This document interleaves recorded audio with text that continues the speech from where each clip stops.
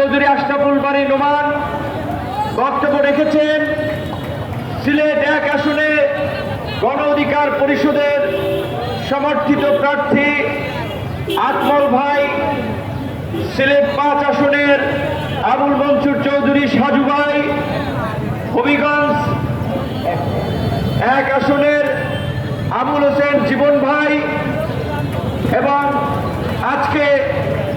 যাকে ঘিরে মূলত আমরা প্রথমবারের মতো বরাবর রাজনৈতিক দলগুলো যেমনি ভাবে তার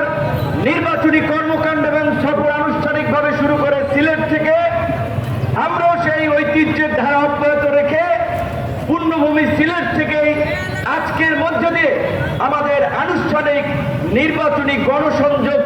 প্রচারণা আমরা শুরু করেছি। তাই আমি আপনাদের এলাকার কৃতি সন্তান